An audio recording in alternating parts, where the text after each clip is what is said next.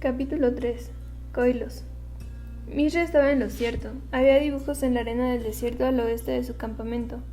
Eran grandes figuras hechas de montículos de tierra seca, más oscura que la de sus alrededores y mejor visibles desde el aire. Tocasia había llevado a cabo expediciones anteriores en esa zona antes de colocar el actual sitio del campamento, pero nunca había supuesto su verdadera naturaleza. Los dibujos eran una mezcla extraña. Había figuras humanoides de todo tipo, cualquiera de las cuales podría ser la representación de un Tran. Había también toda clase de animales, ciervos, elefantes y camellos.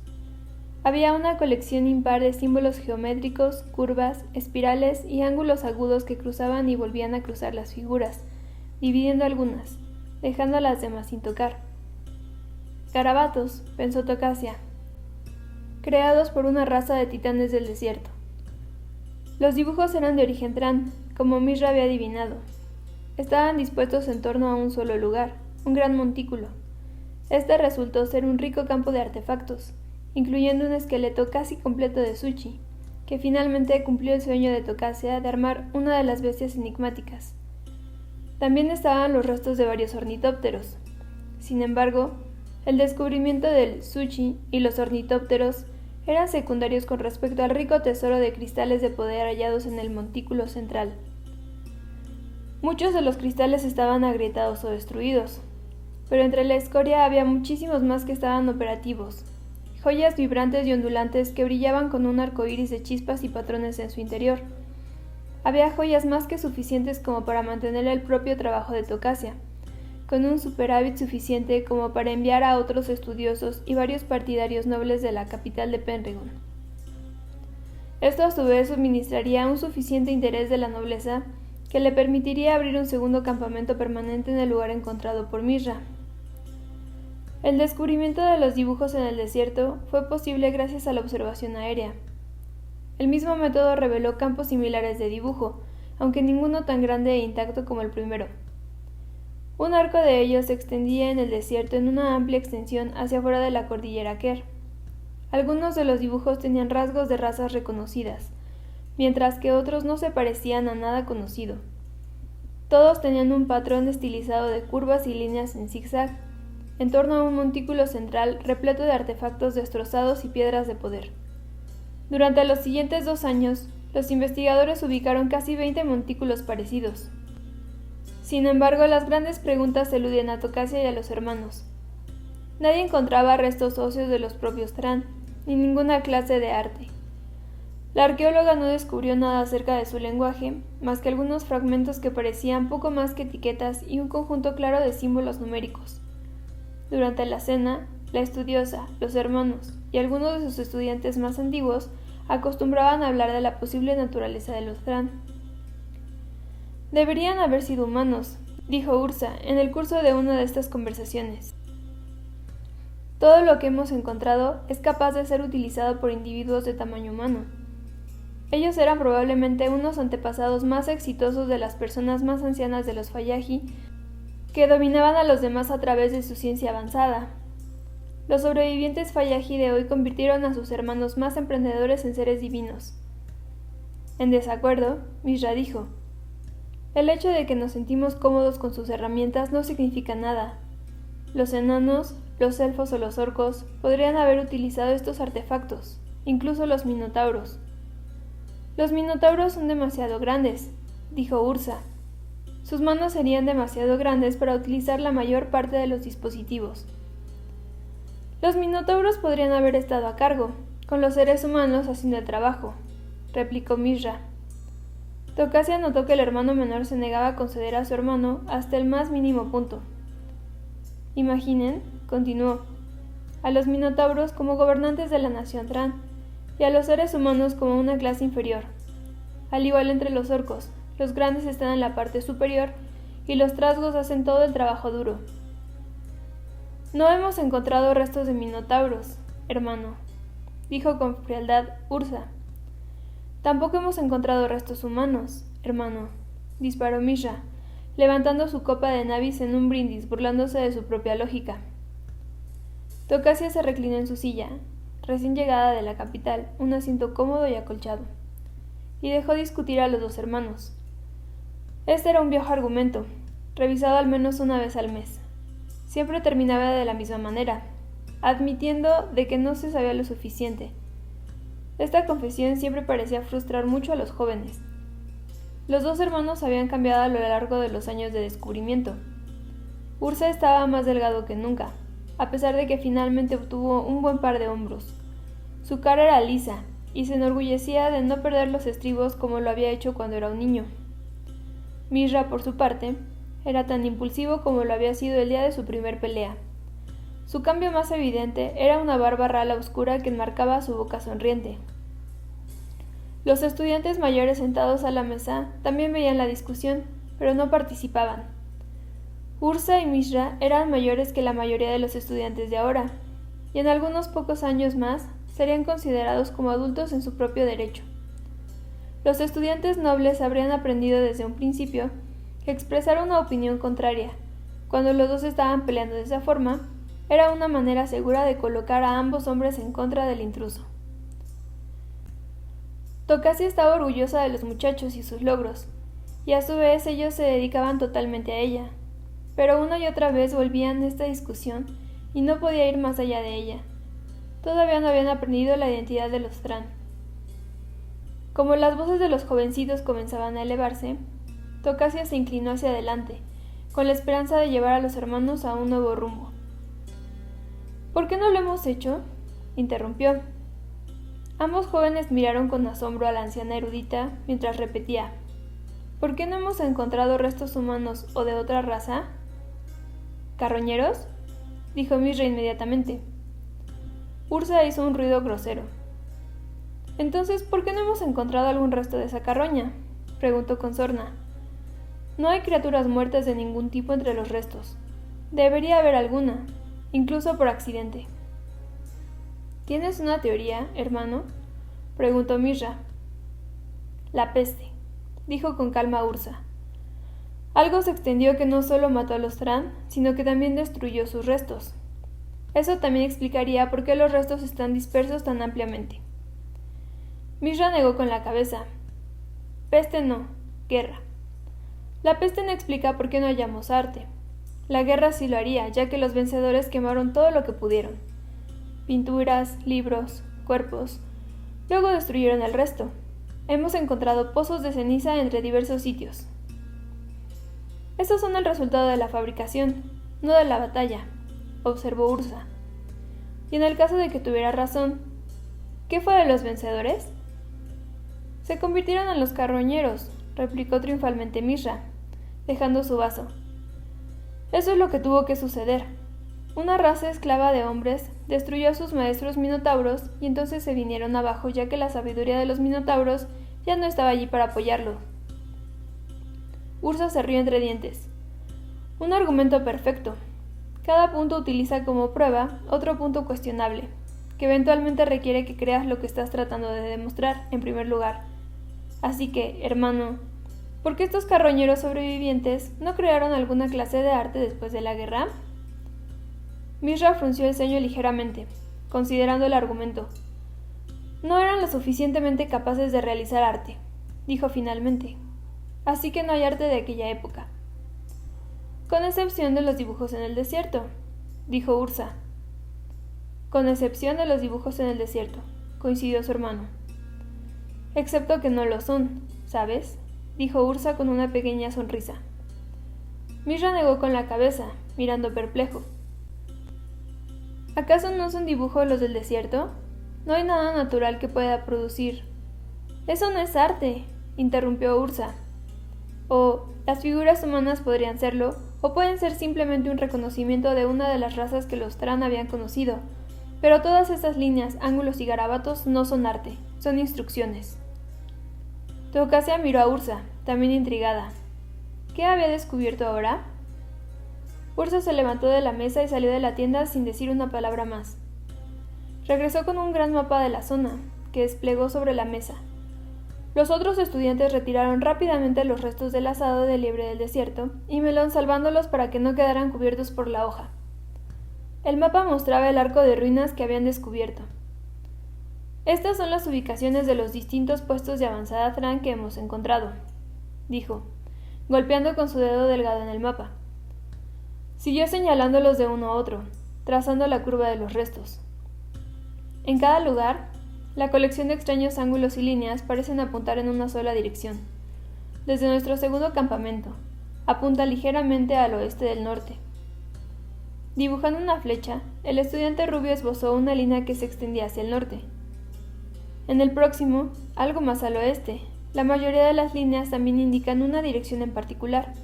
Esta es un poco más al norte que la primera, dijo, dibujando otra flecha recta. Y la próxima muestra otra línea, casi en dirección norte. Los siguientes apuntan al norte y ligeramente al este, y así sucesivamente para cada uno de los sitios descubiertos hasta ahora. El lápiz llevó a cabo una serie de nuevas líneas. Ursa se apartó del mapa para que los demás pudieran ver. Las ruinas se encontraban en un arco, como todo el mundo sabía, pero las líneas que Ursa había dibujado apuntaban a un lugar determinado, el centro de un círculo, de los cuales los montículos de ruinas eran puntos a lo largo del perímetro.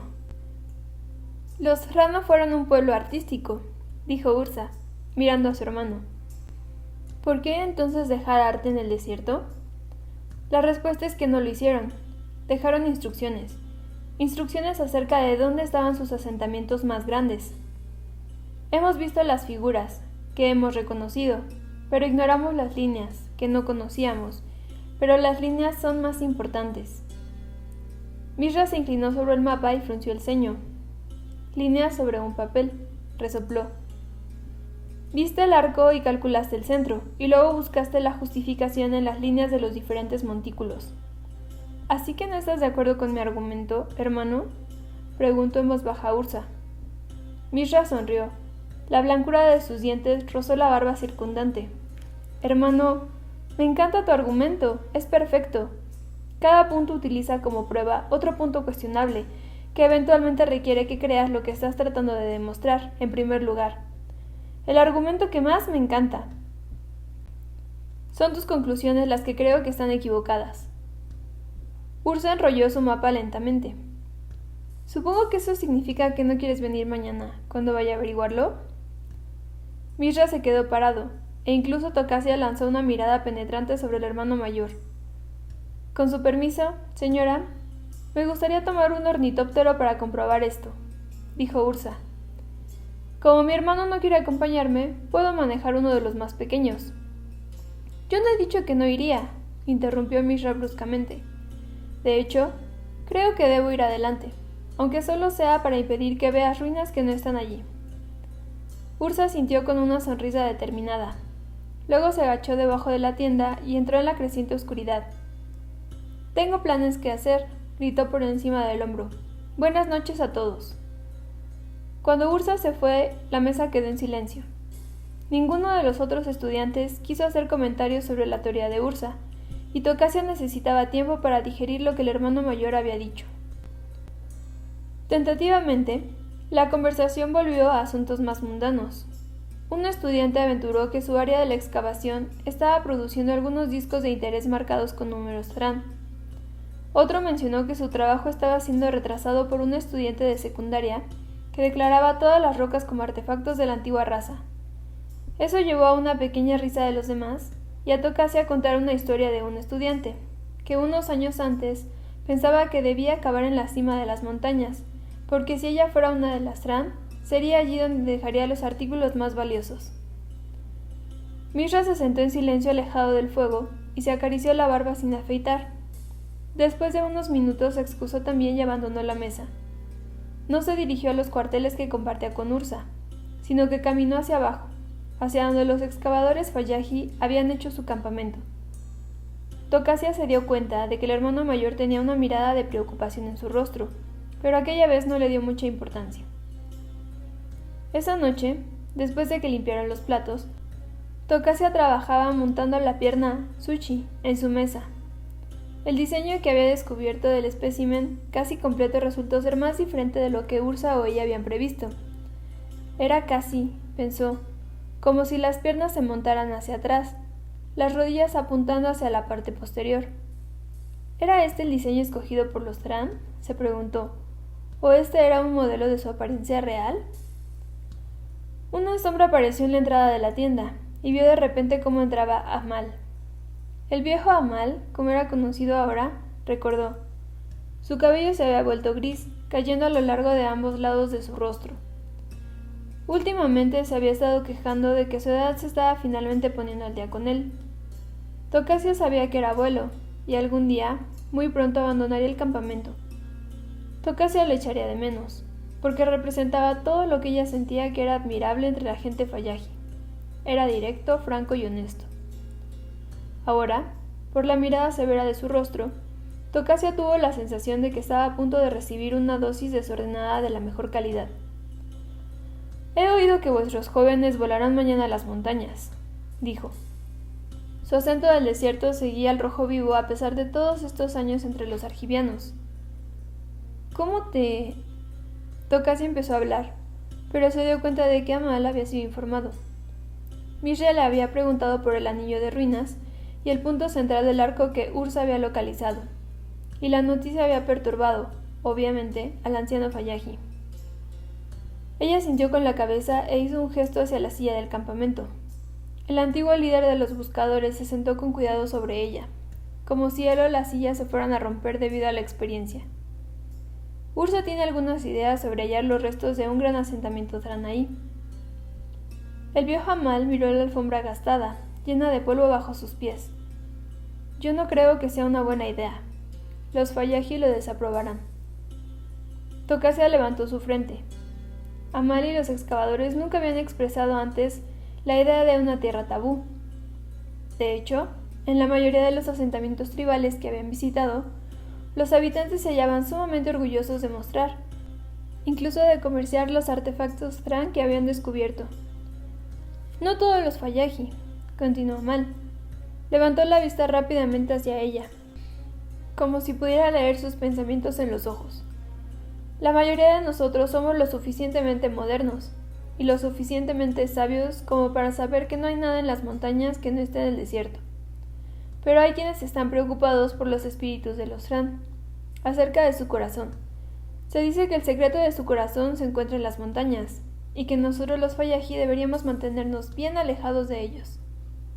Amal, dijo Tocasia suavemente, nunca has mencionado nada como esto antes, ni te has quejado de nuestras anteriores excavaciones. Eso es porque están en el desierto, y el desierto pertenece a todos los que lo pueden soportar, dijo Amal. Los Fallaji son dueños de toda esta tierra, pero están dispuestos a compartirla con otras personas que la respeten. Las altas montañas, sin embargo, las montañas interiores, son peligrosas, y no solo por los grandes pájaros rocks que se encuentran allí.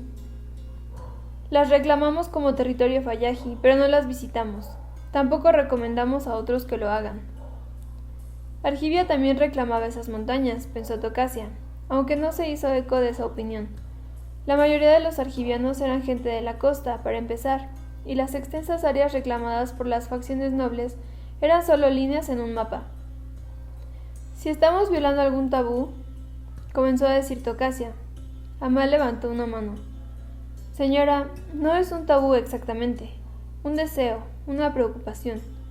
La mayoría de los excavadores no creen las historias de sus abuelas, pero algunos sí, y puede hacer las cosas difíciles.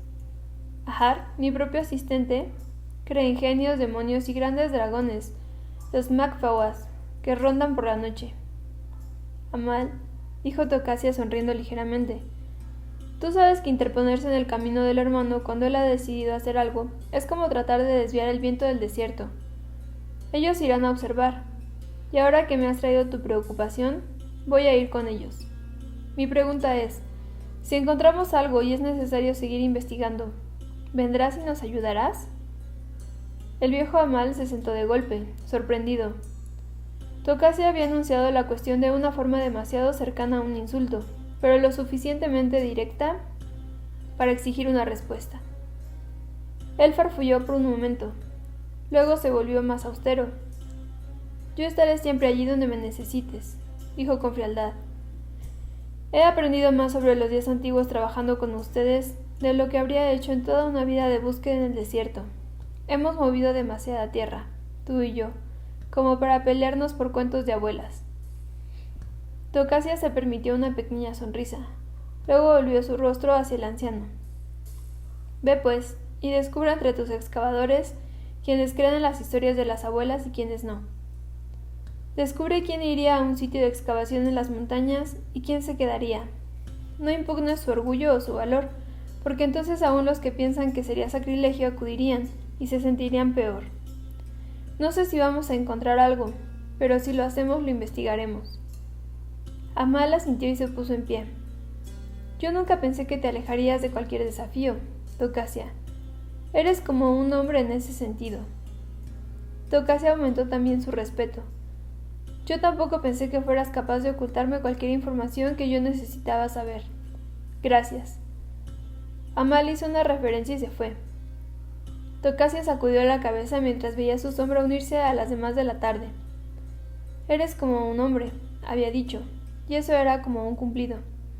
Típico de un habitante del desierto, después de todos estos años. Sin embargo, él todavía estaba dispuesto a desafiar las viejas historias y darle una advertencia. Tocasia sacudió la cabeza de nuevo y regresó a la complejidad de los mecanismos de la perna Azuchi. Salieron a la mañana siguiente, llevando raciones suficientes para un día y medio de vuelo de ida y vuelta. Ambos jóvenes aceptaron la compañía de Tocasia sin comentarios, aunque ninguno le sugirió que no fuera. Dejó a Kantar, uno de los estudiantes más prometedores de esa temporada, a cargo mientras ella no estaba, y le dijo que no discutiera con Amal o con Nahar, y aplazara las controversias o decisiones importantes hasta que regresara. El ornitóptero era el original que habían reconstruido hace algunos años. Ahora la cabina había sido ensanchada, encerrada por un marco más grande de madera, con espacio más que suficiente para los 3 exploradores y sus suministros. Las palancas de control se colocaron en medio del artefacto, para que cualquiera de los 2 jóvenes pudiera manejarlas. El poder de la piedra era casi inagotable, pero la carne humana era otro tema. Después de unas 4 horas de vuelo, tendrían que cambiar de operador. Desde la tierra de las fronteras del gran desierto, eran un yermo bajo y ondulante de polvo volador empañado con frecuentes afloramientos rocosos. La región era estéril, reclamada por los establos ribereños con bordes intermitentes y vagos hacia el interior. Los Fayaji también reclamaban esta región, pero aplicaban este título solo cuando trataban de extorsionar a algunos de los pocos mercaderes y exploradores del desierto. Parecía un mundo inhóspito y estéril. Desde lo alto se transformaba. Las afiladas rocas se convertían en centinelas, marcando el paso del tiempo con sus sombras alargándose debajo de ellas. Los profundos e infranqueables cañones se convertían en arcoíris de colores de granito y arenisca. Los lagos secos se transformaban en brillantes manchas de sal. El viento del desierto tironeaba de los cables de control del ornitóptero mientras navegaban sin esfuerzo hacia el norte. Con Ursa en los controles, volaron en línea recta a través del cielo, fijos sobre el curso que se habían propuesto. De vez en cuando le pedían a Mishra que comprobara las coordenadas. Inevitablemente, después de consultar el mapa y la brújula, y teniendo una lectura del sol, el hermano menor declaró que todo estaba bien. Cada vez que lo hacía, Ursa sentía con la cabeza, como si fuera a ser sorprendido por cualquier otro resultado. Cuando Mishra piloteaba, vagaban algo más, todavía manteniendo una dirección norte a la vista y ligeramente al oeste, pero errando hacia atrás y adelante a lo largo de esa línea. Si una formación interesante llamaba la atención de Mishra, él se dirigía hacia ella hasta que Ursa le advertía que estaban fuera de curso. Entonces el hermano menor suspiraba y colocaba la proa de la nave de nuevo en ruta. De vez en cuando tenían que reajustar las alas para recuperar la altura perdida. Luego Ursa comprobaba 3 veces para asegurarse de su posición. En un momento pasaron sobre otra serie de líneas. Estas no eran figuras humanoides, solo espirales y ángulos yuxtapuestos entre sí. Mishra dio una vuelta alrededor del sitio mientras su hermano mayor las dibujaba. Luego asintió con la cabeza confirmando que habían terminado. Los ángulos apuntaban en la dirección que estaban viajando. Al final del primer día se detuvieron sobre una meseta especialmente elevada. Lejos de la protección de la empalizada y las catapultas de metralla, acamparon sin fuego y durmieron dentro de la cabina del ornitóptero. Aunque Tocasia no había tenido que utilizar las palancas de control durante el vuelo, estaba cansada por el movimiento continuo. Le dolía la cabeza debido a la acometida del viento sobre los cables. Esa noche durmió sin sueños y se despertó rígida y con calambres en sus piernas. Los jóvenes ya estaban afuera. Ursa haciendo estiramientos para elongar su espalda, Mishra flexionando las rodillas. Después de un desayuno frío volvieron a despegar.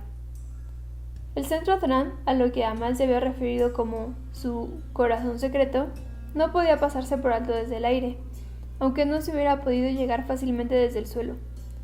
Estaba situado al final de un largo y sinuoso cañón, en dirección oeste, en el rastro de un antiguo río muerto mucho tiempo atrás que había dividido la meseta baja en dos y acunaba las ruinas.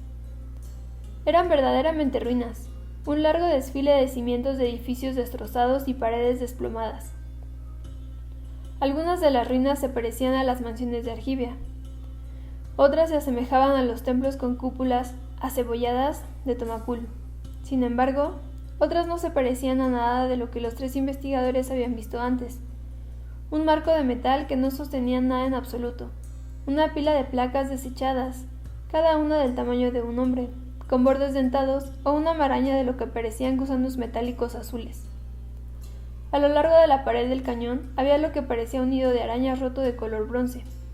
La mayoría de estos restos habían sido enterrados bajo las arenas transportadoras por los vientos oestes del desierto. ¿Dudas de mis cálculos ahora, hermano?, dijo Ursa con una sonrisa. Solo un tonto puede dudar de sus propios ojos. Bien hecho, hermano, dijo Mishra con una sonrisa aún más amplia. El corazón secreto de los Thran, murmuró Tocasia. Mishra se estremeció ligeramente con la frase, y su sonrisa desapareció, pero Ursa solo asintió con la cabeza. La antigua palabra argiviana para secreto era Koilos, dijo Ursa. Que sea el nombre de esta tierra oculta. Rodea al hermano. La mejor forma de ver la disposición de la tierra será desde aquí. Mishra asintió con la cabeza y estaba tirando de los controles cuando de repente una sombra pasó sobre la cabina del ornitóptero. Podría haber sido una nube, pero la realidad era que el cielo del desierto estaba despejado. Tocasia sabía lo que ello significaba. Su grito ocurrió en el mismo momento en el que Mishra lanzaba la aeronave en picada realizando una pendiente extremadamente empinada. Ursa fue tomado por sorpresa y dejó escapar una maldición al ser arrojado contra el lado interior de la cabina de la nave. El pájaro Rock se precipitó a través del espacio que hacía unos momentos había sido ocupado por el ornitóptero. El ave era un gran representante de su raza, una especie cuya reputación en las viejas leyendas era la de arrebatar elefantes de las llanuras para hacerlos partes de su cena. Casi 3 veces el tamaño del ornitóptero. Su paso casi volcó la embarcación. El Rock se recuperó tan pronto como había pasado, ganando altura rápidamente para hacer otra inmersión hacia el artefacto. ¿Por qué está atacando?, gritó Ursa. Somos muy grandes y estamos en movimiento, respondió Tocasia, gritando por encima del viento. Probablemente piensa que somos otro Rock. Mishra maldijo y tiró de las 2 palancas hacia atrás tanto como pudo. No creo que podamos conseguir pasar por encima de él. Es demasiado rápido para nosotros. El ave ya estaba sobre ellos de nuevo, cayendo en picada. Mishra contrajo nuevamente las alas y dio un bandazo hacia la derecha, pero el Rock estaba listo para esa maniobra. Se movió un poco. Hubo un terrible rasgón a lo largo del lado derecho, y Tocasia vio que uno de los soportes de las alas habían sido arrancado casi completamente y ahora ondeaba en el viento. Era mejor que faltara toda el ala, pensó Tocasia, pero lo suficiente como para paralizarles. «Ya no podemos volar», gritó Mishra. «Voy a tener que bajar». «Por ahí», gritó Ursa, señalando el nido de arañas de metal roto. «Creo que hay un agujero en la pared del acantilado». «No sé si podremos hacerlo», dijo Mishra tirando de la primera palanca, luego de la otra, tratando de sacudirse el Rock de su cola. «Esto es porque estás volando como un pájaro», rompió Ursa, empujando a su hermano a un lado y tomando él mismo las palancas de control. «Vuélalo como una máquina y lo lograremos». Bajo el control de Ursa, la nave ya no zigzagueaba a través del cielo, sino que se disparó hacia adelante, en un vuelo rasante sobre el paisaje destruido de Koilos. El Rock, cuyo cerebro de ave esperaba que la nave actuara como otro pájaro de su especie, esperaba que se agachara o que girara. El pájaro vaciló antes de continuar. Su indecisión era todo el tiempo que los tres necesitaban. Ursa atacó la pared del acantilado. Mira gritó presa del pánico. Tocasia de repente recordó una oración que había aprendido de niña en el templo de su escuela, cuando los templos estaban de moda en Argivia. Murmuró estas palabras en voz baja mientras la pared del fondo se cerraba sobre ellos. De repente Ursa giró colocando la proa de la nave hacia arriba. Desbloqueó el mecanismo que mantenía las alas en posición y automáticamente empezó a retirarse. Sin ese apoyo la nave cayó en picada.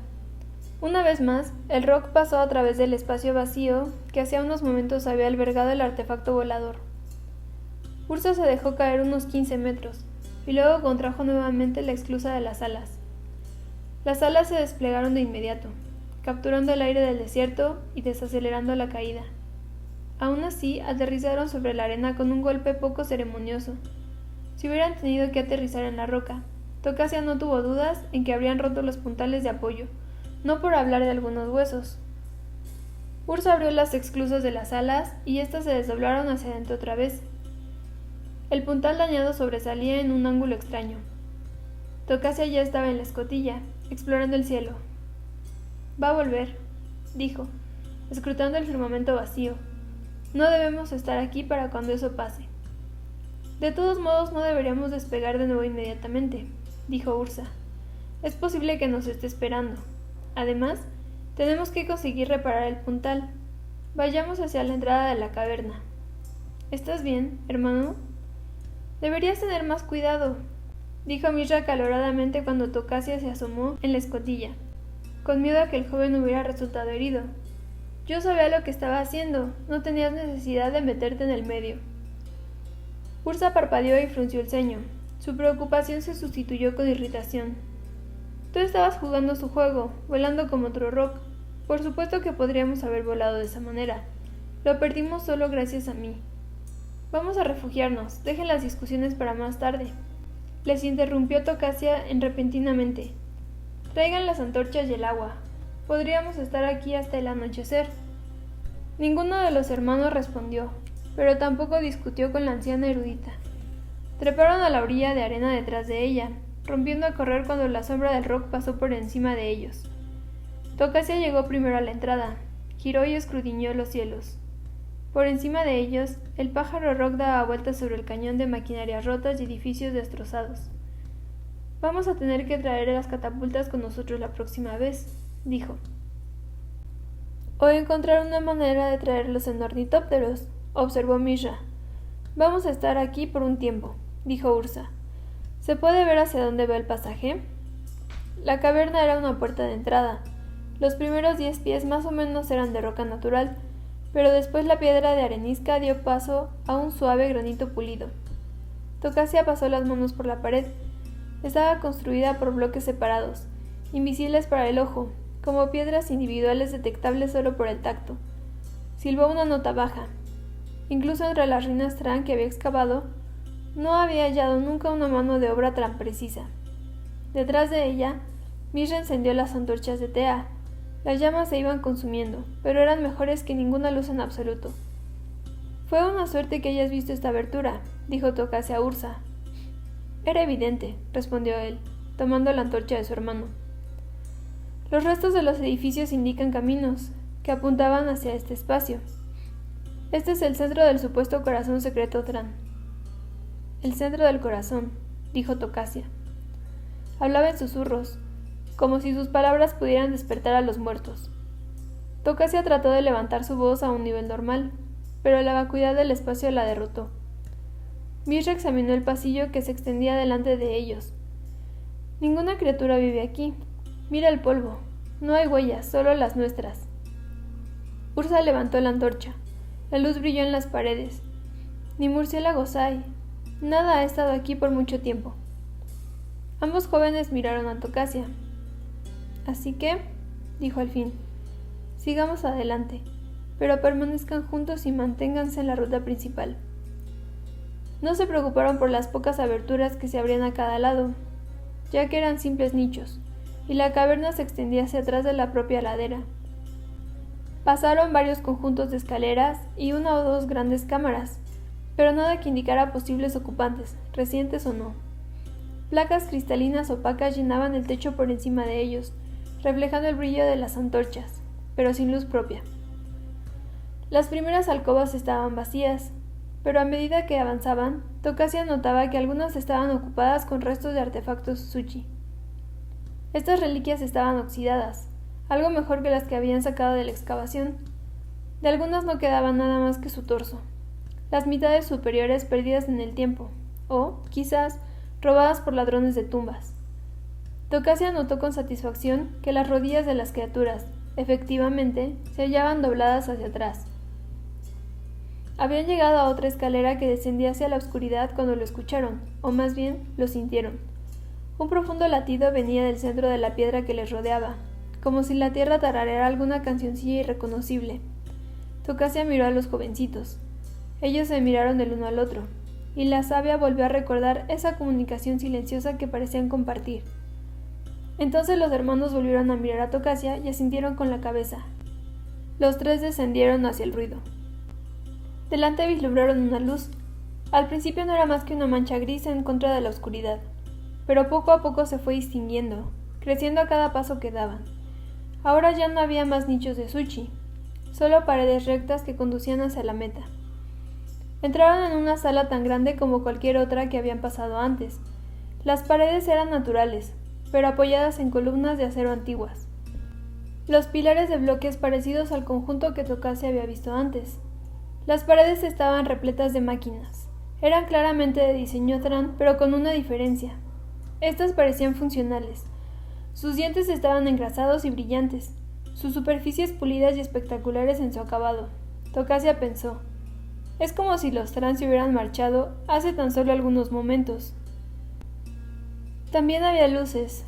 Dentro de esa cámara las placas del techo resplandecían con su propio brillo interior. Pequeñas bolas de radiación bajaban en torno a algunas de las máquinas, orbitándolas como pequeñas lunas incandescentes, pero esto fue superado totalmente por el gran cristal situado en el centro. Era una piedra de poder, sin ningún atisbo de edad y que permanecía intacta sin ningún rastro de accidente alguno. Sus facetas eran lisas y reflectantes, sus bordes tan afilados como para cortar el tejido de la realidad misma. Era del tamaño de 2 puntos humanos. Sin embargo, a Tokasia le pareció la imagen de 2 corazones, porque latía con su propio ritmo. Un arco iris de colores jugaba a través de ella, mientras palpitaba con gran vitalidad. La piedra de poder estaba posicionada sobre una plataforma baja, flanqueada por espejos, que a su vez estaban unidos por cables a varias máquinas que rodeaban todo el perímetro. La piedra bien podría ser responsable nada más que de producir luces, pensó la arqueóloga, o bien podría ser parte de una máquina en pleno funcionamiento cuyo propósito era aún mayor. Delante del pedestal donde se hallaba la piedra de poder, había un grupo de planchas lisas de metal, cuya forma semejaba a la de un libro de gran tamaño, abierto. Sus páginas eran de metal y vidrio, y el cristal parpadeaba como un ojo maléfico en la noche. Tokasia nunca había visto un dispositivo como este. Se dio cuenta de que este artefacto podría haber sido desarrollado en los últimos años de la raza Tran. Tal vez lo que habían estado excavando con tanto amor no eran más que depósitos de chatarra vieja, restos antiguos y no deseados del pasado Tran que habían sido descartados. Su vista permaneció fija en el cristal, mientras que los 2 jóvenes se movían alrededor suyo, atraídos por el resplandor incandescente. Se detuvieron ante el libro metálico abierto, empequeñecidos por su tamaño y magnificencia. Sus voces retumbaron por las paredes de la cueva, rebotando y ganando fuerza sobre el zumbido subliminal que les rodeaba. «Es hermoso», dijo Mishra. «Mira cómo brilla». «Está intacto», dijo Ursa. «Piensa en lo que podemos aprender». «Esas marcas», dijo Mishra, extendiendo sus manos hacia los glifos del libro de metal. «Son tan parecidos a los escritos Tran que hemos visto, pero más detallados, más avanzados». «No toques nada», gritó Ursa fuertemente, colocando sus propias manos para interceptar las de su hermano. «No sabes lo que puede hacer». Tokasia no pudo decir qué hermano fue el responsable de lo que sucedió después. No pudo recordar qué hermano tocó el glifo, o incluso si alguno lo hizo. Más tarde, ninguno de los 2 admitió nada, y cada uno se acusó mutuamente de provocar el desastre.